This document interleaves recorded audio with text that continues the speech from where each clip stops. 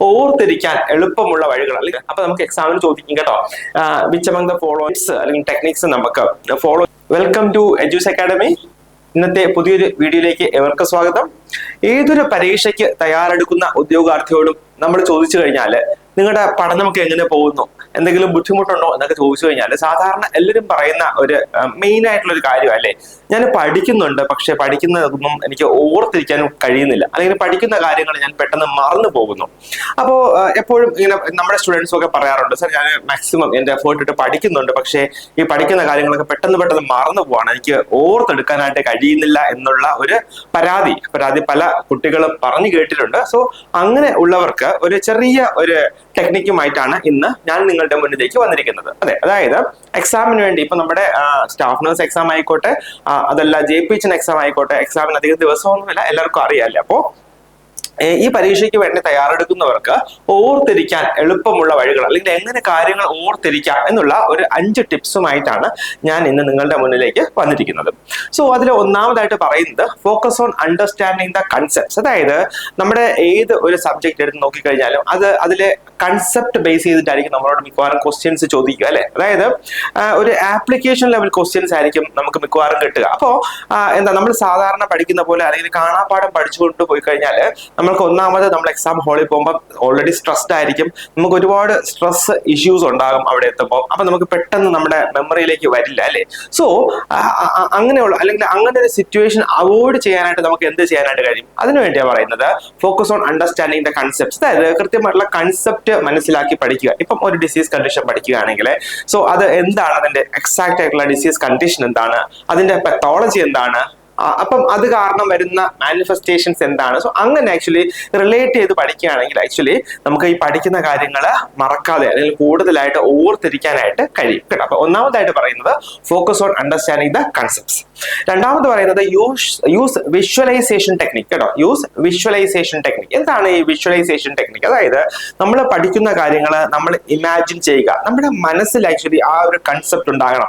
അതുകൊണ്ട് നമ്മൾ ആക്ച്വലി പറയുന്ന പല ഡിസീസ് കണ്ടീഷൻസും നമ്മൾ കണ്ടു പഠിക്കുകയാണെങ്കിൽ അത് മറക്കത്തില്ല എന്ന് പറയുന്നത്. കാരണം നമ്മൾ ഹോസ്പിറ്റലിലാണെങ്കിൽ നമ്മൾ ഈ പറഞ്ഞ ഏതെങ്കിലും ഒരു ഡിസീസ് കണ്ടീഷൻ പഠിച്ചിട്ട് നമ്മൾ ആ പേഷ്യൻസിനെ കണ്ട് പഠിക്കുകയാണെങ്കിൽ നമ്മൾ ആ കണ്ടീഷൻ പിന്നെ മറക്കത്തില്ല. സോ അതുപോലെ തന്നെ നമുക്ക് ഈ എക്സാമിന് വേണ്ടി തയ്യാറെടുക്കുമ്പോൾ നമുക്ക് എന്ത് ചെയ്യാൻ പറ്റും, നമ്മുടെ സങ്കല്പത്തിൽ കാണുക. ഇപ്പം മയോകാർഡിയൽ ഇൻഫാക്ഷൻ അങ്ങനെയുള്ളൊരു കണ്ടീഷൻ വന്നു കഴിഞ്ഞാൽ ആ പേഷ്യന്റെ സിംറ്റംസ് എന്തൊക്കെ ആയിരിക്കാം, എങ്ങനെയൊക്കെ ആയിരിക്കാം മാനേജ് ചെയ്യുക. സോ അങ്ങനെ നമ്മൾ വിഷ്വലൈസ് ചെയ്ത് പഠിച്ചു കഴിഞ്ഞാൽ നമ്മൾക്ക് ഈ ഓർമ്മശക്തി അല്ലെങ്കിൽ ഈ പഠിക്കുന്ന കാര്യങ്ങൾ കുറച്ചുകൂടെ കൂടുതൽ സമയം നമുക്ക് ഓർത്തിരിക്കാനായിട്ട് കഴിയും.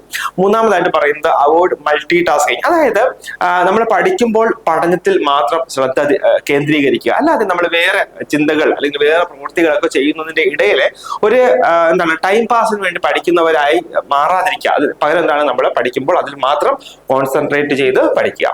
നാലാമതായിട്ട് പറയുന്നത് റെഡ്യൂസ് സ്ട്രെസ്. അപ്പൊ നമുക്ക് പല തരത്തിലുള്ള സ്ട്രെസ് ഉണ്ടാവില്ലേ, നമ്മുടെ ജീവിതചര്യയുടെ ഭാഗമായിട്ട് നമ്മുടെ കുടുംബത്തിലെ എന്തെങ്കിലും സ്ട്രെസ് അല്ലെങ്കിൽ നമ്മുടെ ജോലി സാഹചര്യത്തിലെ സ്ട്രെസ് ഒക്കെ നമുക്ക് ഉണ്ടാവും അല്ലെ. സോ നമ്മൾ ആ സ്ട്രെസ് ഒക്കെ അവോയ്ഡ് ചെയ്യണം. ആ സ്ട്രെസ് ഒക്കെ അവോയ്ഡ് ചെയ്തിട്ട് നമ്മൾ എന്ത് ചെയ്യുക, പഠിക്കുക. അപ്പൊ സ്ട്രെസ് അവോയ്ഡ് ചെയ്യാനായിട്ട് നമുക്ക് യോഗയോ മെഡിറ്റേഷനോ അങ്ങനെ എന്തെങ്കിലുമൊക്കെ ടിപ്സ് അല്ലെങ്കിൽ ടെക്നിക്സ് നമുക്ക് ഫോളോ ചെയ്യാം. കൂടാതെ നമുക്ക് ഇപ്പൊ പ്രാർത്ഥിക്കുന്ന ആൾക്കാരാണെങ്കിൽ ഏത് മതത്തിൽ വിശ്വസിക്കുന്നവരും ആയിക്കോട്ടെ, പ്രാർത്ഥിച്ചു കഴിഞ്ഞാലും മിക്കവാറും ഇവരുടെ സ്ട്രെസ് ഒക്കെ മാറാറുണ്ട്. അപ്പം കുറച്ച് പ്രാർത്ഥിച്ചതിന് ശേഷം ഒക്കെ പഠിക്കാനായിട്ട് ഇരിക്കുക. അഞ്ചാമതായിട്ട് പറയുന്നത് ടീച്ച് അതേഴ്സ്. അതായത് നമ്മൾ പഠിക്കുന്ന കാര്യങ്ങൾ നമ്മൾ വീണ്ടും ഒരാളെ കൂടെ പഠിപ്പിക്കുകയാണെങ്കിൽ ആക്ച്വലി നമ്മൾ ആ കാര്യം 2-3 പ്രാവശ്യം നമ്മൾ സ്വന്തമായിട്ട് പഠിക്കുന്നു അല്ലെ, സ്വന്തമായിട്ട് നമ്മൾ നന്നായിട്ട് പഠിക്കുന്നു. പിന്നെ നമ്മൾ പഠിപ്പിക്കുമ്പോൾ വീണ്ടും നമുക്ക് നമ്മൾ കോൺഫിഡന്റ് ആണെങ്കിൽ മാത്രമേ നമുക്ക് പഠിപ്പിക്കാനായിട്ട് കഴിയത്തുള്ളൂ. അപ്പൊ നമ്മൾ നമ്മുടെ ഫ്രണ്ട്സിനെ അല്ലെങ്കിൽ ഇതുപോലെ തന്നെ എക്സാമിന് പ്രിപ്പയർ ചെയ്യുന്നവരെയൊക്കെ നമ്മൾ പഠിപ്പിച്ചു കഴിഞ്ഞാൽ ആക്ച്വലി നമുക്ക് ഈ പഠിക്കുന്ന കാര്യങ്ങൾ കൂടുതൽ സമയം ഓർത്തിരിക്കാൻ കഴിയും. ഒന്നുമില്ലെങ്കിൽ നിങ്ങൾ എന്ത് ചെയ്യുക, നിങ്ങളുടെ മിറർ അല്ലെങ്കിൽ നമ്മുടെ കണ്ണാടിയുടെ മുന്നിൽ പോയി നിന്ന് പഠിച്ച കാര്യങ്ങൾ ഒന്നും കൂടെ പറഞ്ഞു നോക്കുക. അപ്പോൾ തന്നെ നമുക്ക് പഠിച്ച കാര്യങ്ങൾ കൂടുതൽ ഓർത്തിരിക്കാനായിട്ട് കഴിയും. അപ്പൊ ഇന്ന് നമ്മൾ ഡിസ്കസ് ചെയ്യാനായിട്ട് പോകും. നമ്മൾ ആക്ച്വലി കാര്യങ്ങൾ ഓർത്തിരിക്കാനുള്ള 5 ടിപ്സ് നമ്മൾ പഠിച്ചു കഴിഞ്ഞു അല്ലേ. സോ അതുമായിട്ട് റിലേറ്റ് ചെയ്തിട്ട് തന്നെ നമുക്ക് ഇന്ന് ചെറിയ ഒരു ടോപ്പിക്ക്, വളരെ ചെറിയൊരു ടോപ്പിക്ക്, നമ്മുടെ പീഡിയാട്രിക്സിൽ നിന്നൊക്കെ സാധാരണ എക്സാമിന് ചോദിക്കുന്ന ഒരു ഏരിയ ആണ് കേട്ടോ. സോ അവിടെ നിന്ന് ചെറിയൊരു ഡിസ്കഷൻ കൂടെ നമുക്ക് ആകാം.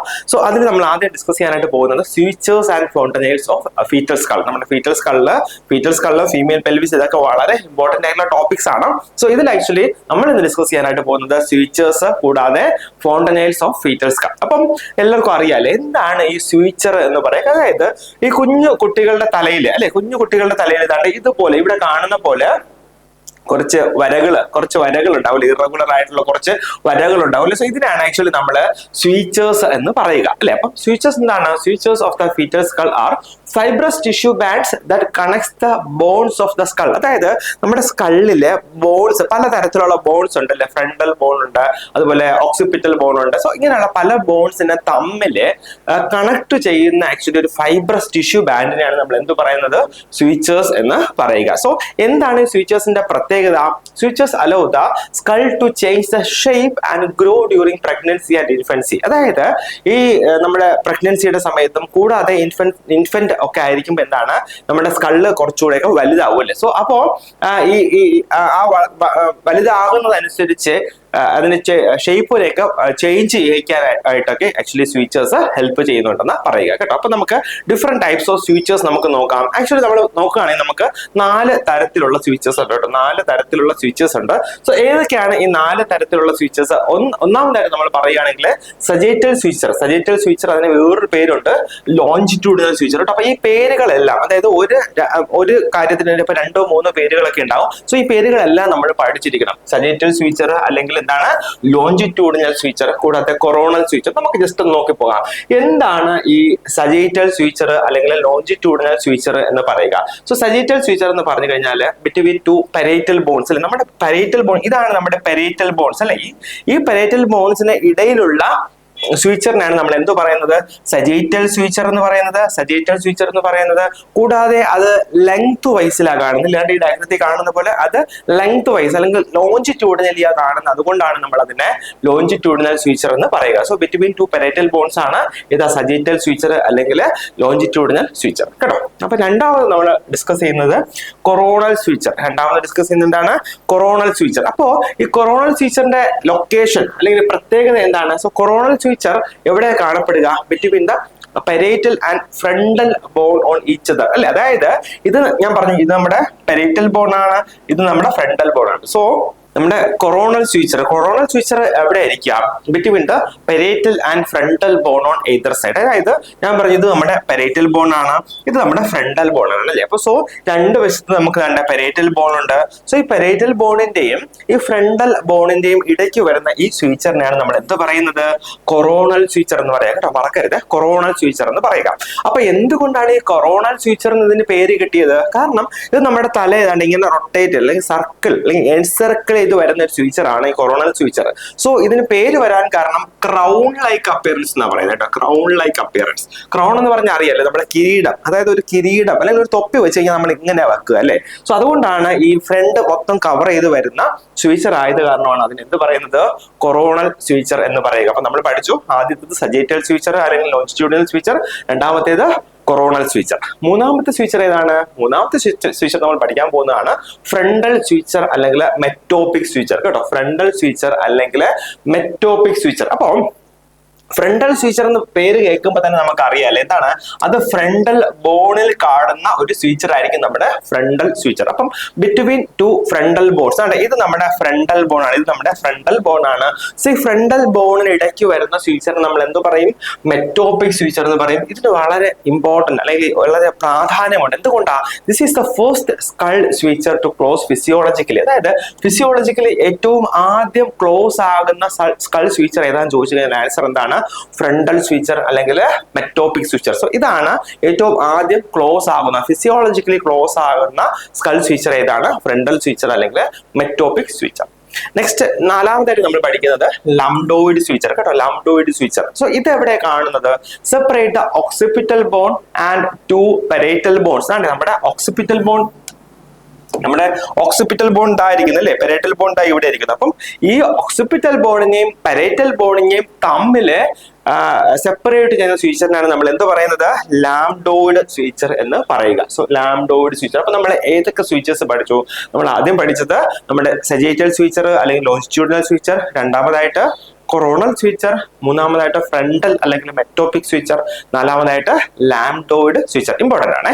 നെക്സ്റ്റ് നമ്മൾ ഡിസ്കസ് ചെയ്യാനായിട്ട് പോകുന്നത് ഫോണ്ടനൈൽ ആണ്. ഫോണ്ടനൈൽ. സോ എന്താണ് fontanelle? Fontanelle is a soft spot in a baby's skull where the bones have not fused yet. അതായത് നമ്മുടെ കുഞ്ഞ് ജനിക്കുമ്പോൾ അറിയാലോ നമ്മുടെ കുഞ്ഞിന്റെ ബോൺസ് ഒന്നും പലതും ഫ്യൂസ് ആയിരിക്കത്തില്ല അല്ലെങ്കിൽ ജോയിൻ ആയിരിക്കത്തില്ല. സോ ഇങ്ങനെ കുഞ്ഞിന്റെ ബോൺസ് ജോയിൻ ആകാതെ കുറച്ച് ഗ്യാപ്പ് ഉണ്ടാകും അല്ലെങ്കിൽ കുറച്ച് സ്പേസ് ഉണ്ടാകും. സോ ഇതിനെയാണ് നമ്മൾ ആക്ച്വലി എന്ത് പറയുക, ഫോണ്ടനെയിൽ എന്ന് പറയുക. സോ ഫോണ്ടനെയിലിന്റെ പ്രത്യേകത എന്താണ് അല്ലെങ്കിൽ അതിന്റെ ഇമ്പോർട്ടൻസ് എന്താണ്?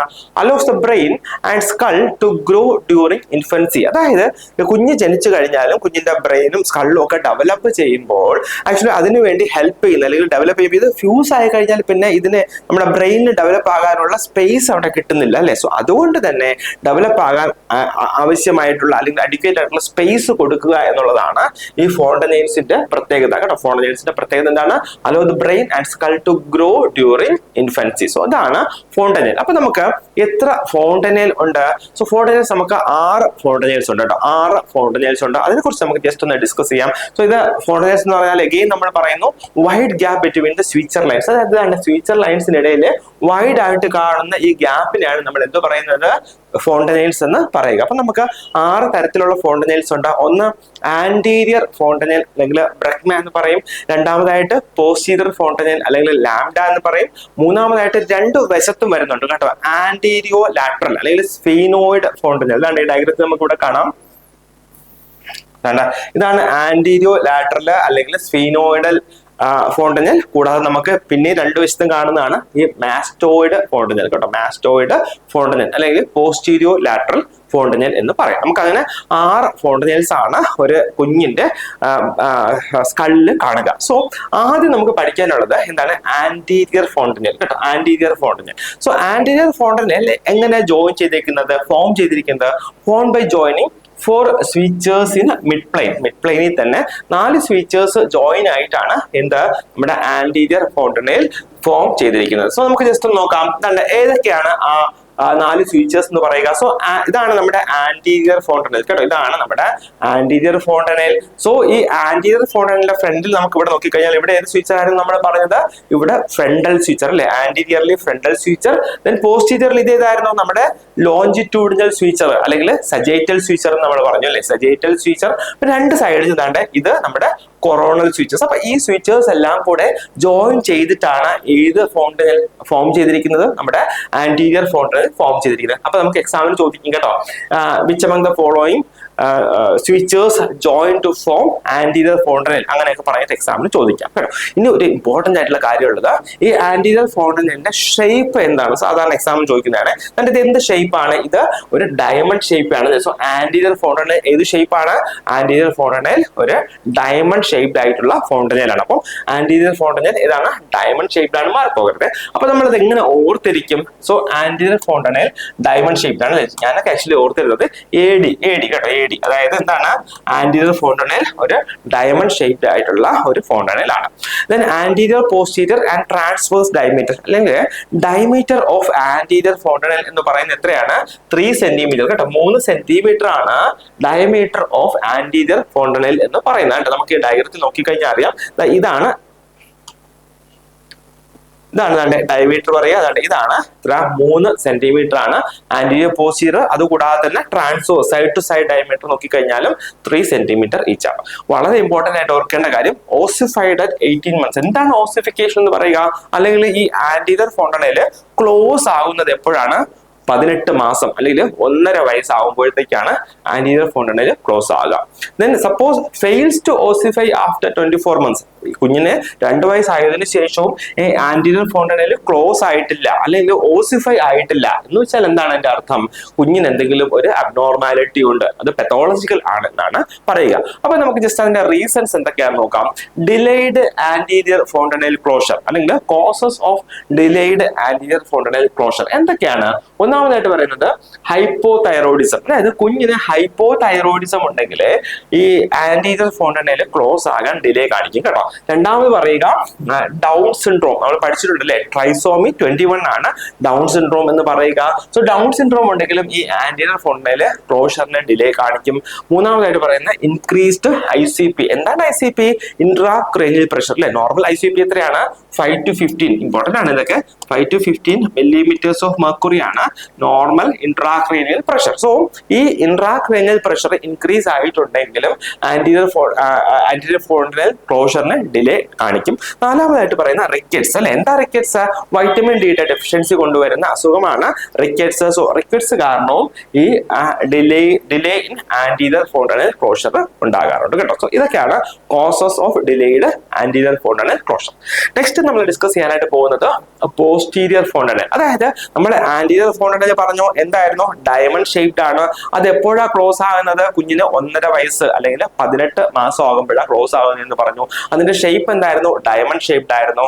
അതിന്റെ സൈസ് എത്രയായിരുന്നു? 3 സെന്റിമീറ്റർ ഇൻറ്റു 3 സെന്റിമീറ്റർ അല്ലേ. അതായത് anterior posterior to transverse diameter, side to side diameter എന്ന് പറഞ്ഞാൽ അത് 3 സെന്റിമീറ്റർ ആയിരുന്നു. സോ പോസ്റ്റീരിയർ ഫോണ്ടനൽ എന്താണ്? Formed by the junction of 3 suture lines കേട്ടോ. 3 സ്വീച്ചർ ലൈൻസ് ഫോം ചെയ്ത് ഉണ്ടാകുന്ന ജംഗ്ഷൻ ആണ് നമ്മൾ എന്ത് പറയുന്നത്? Posterior fontanelle. നമുക്ക് കണ്ടേ ഈ ഡയഗ്രത്തില് നമുക്ക് ഇവിടെ കാണാം. ഇതാണ് നമ്മുടെ പോസ്റ്റീരിയർ ഫോണ്ടനൽ എന്ന് പറയുക കേട്ടോ. പോസ്റ്റീരിയർ ഫോണ്ടനൽ എന്ന് പറയുക. സോ ഇത് ഏതൊക്കെ സ്വീച്ചേഴ്സ് ജോയിൻ ചെയ്തിട്ടാണ് ഈ പോസ്റ്റീരിയർ ഫോണ്ടനൽ ഫോം ചെയ്യുക? സോ സജൈറ്റൽ സ്വീച്ചർ ആന്റീരിയർ അല്ലെങ്കിൽ ഫ്രണ്ടിലെ ഏത് സ്വീച്ചർ ആണ്? സജൈറ്റൽ സ്വീച്ചർ അല്ലെങ്കിൽ ലോഞ്ചിറ്റ്യൂഡിനൽ സ്വീച്ചർ ജോയിൻ ചെയ്തിട്ടാണ് പോസ്റ്റീരിയർ ഫോണ്ടനൽ ഫോം ചെയ്യുക. ദെൻ ഓൺ എയ്തർ സൈഡ്, രണ്ടു വശത്തും ഏതാണ്? ലാംഡോയിഡ് സ്വീച്ചർ കേട്ടോ. ലാംഡോയിഡ് സ്വീച്ചർ ജോയിൻ ചെയ്തിട്ടാണ് പോസ്റ്റീരിയർ ഫോണ്ടനൽ ഫോം ചെയ്യുക. ഷേപ്പിനെ കുറിച്ച് പറയുകയാണെങ്കിൽ എന്താ ഇതിന്റെ ഷേപ്പ്? ട്രയാങ്കുലർ ഷേപ്പ് ആണ്. മറന്നു പോകരുത്, ട്രയാങ്കുലർ ഷേപ്പ് ആണ് പോസ്റ്റീരിയർ ഫോണ്ടനൽ. ആന്റീരിയർ ഫോണ്ടനൽ നമ്മൾ പഠിച്ചു ഡയമണ്ട് ഷേപ്ഡ് ആയിരുന്നേ. സോ ഇതിന്റെ സൈസ് വന്നിട്ട് എത്രയാണ്? 1.2 ഇൻറ്റു 1.2 സെന്റിമീറ്റർ. നമ്മുടെ ആന്റീരിയർ ഫോണ്ടനൽ 3 ഇൻറ്റു 3 സെന്റിമീറ്റർ ആയിരുന്നു. ഓസിഫിക്കേഷൻ അല്ലെങ്കിൽ ക്ലോഷർ എപ്പോഴാണ്? 6 to 8 weeks. അപ്പോൾ ഞാൻ പറഞ്ഞു നമ്മുടെ പോസ്റ്റീരിയർ ഫോണ്ടനൽ എപ്പോഴാണ് ക്ലോസ് ചെയ്യുക? 6 മുതൽ 8 ആഴ്ച, അതല്ലെങ്കിൽ 1.5 മാസം ആകുമ്പോൾ, 1.5 മുതൽ 2 മാസം അല്ലെങ്കിൽ 1.5 മാസം ആകുമ്പോഴാണ് പോസ്റ്റീരിയർ ഫോണ്ടനൽ ക്ലോസ് ആവുക. ആന്റീരിയർ ഫോണ്ടനൽ ആണെങ്കിലോ 1.5 വയസ്സ് അല്ലെങ്കിൽ 18 മാസം അല്ലേ. സോ അങ്ങനെ പഠിച്ചാൽ മതി. പോസ്റ്റീരിയർ അല്ലെങ്കിൽ ബാക്കിൽ നിന്ന് ഫ്രണ്ടിലേക്ക് വരുമ്പോൾ ബാക്കിൽ 1.5 മാസവും ഫ്രണ്ടില് 1.5 വയസ്സും, അങ്ങനെ പഠിച്ചാൽ മതി. അപ്പൊ നമ്മള് മെയിൻ ആയിട്ടുള്ള നമ്മുടെ സ്വീച്ചേഴ്സ് പഠിച്ചു. അത് കഴിഞ്ഞ് നമ്മുടെ ഫോണ്ടനൽസ് പഠിച്ചു അല്ലേ. അതായത് നമ്മുടെ പോസ്റ്റീരിയർ ഫോണ്ടനൽ കൂടാതെ നമ്മുടെ ആന്റീരിയർ ഫോണ്ടനൽ പഠിച്ചു. അപ്പൊ സാധാരണ എക്സാമിന് ചോദിക്കുന്ന, അതായത് എക്സാമിന് ക്വസ്റ്റ്യൻസ് വരുന്ന ഒരു ഏരിയ ആണ്. നന്നായിട്ട് പഠിച്ചോളൂ. വളരെ നന്നായിട്ട് നിങ്ങൾ എക്സാമിന് വേണ്ടി പ്രിപ്പയർ ചെയ്യുക. മാക്സിമം പ്രാവശ്യം റിവൈസ് ചെയ്തിട്ട് കൂടാതെ ക്വസ്റ്റ്യൻസ് ഒക്കെ വർക്ക്ഔട്ട് ചെയ്ത് ചെയ്യുക. ഒരു കാര്യം കൂടെ പറഞ്ഞോട്ടെ, നമ്മുടെ എഡ്യൂസ് അക്കാഡമിയിലെ പുതിയ JPHN ബാച്ച് ഇന്ന് അഡ്മിഷൻ സ്റ്റാർട്ട് ചെയ്തിട്ടുണ്ട്. അപ്പം നിങ്ങൾക്ക് ആർക്കെങ്കിലും അഡ്മിഷൻ എടുക്കണം എന്ന് താല്പര്യമുണ്ടെങ്കിൽ ദയവായി നമ്മുടെ ഓഫീസുമായിട്ട് കോൺടാക്ട് ചെയ്യുക. നിങ്ങളുടെ സീറ്റുകൾ ഉറപ്പിക്കുക. എല്ലാവരും വളരെ നന്നായിട്ട് പഠിച്ച് പരീക്ഷ എഴുതുക കേട്ടോ. All the best.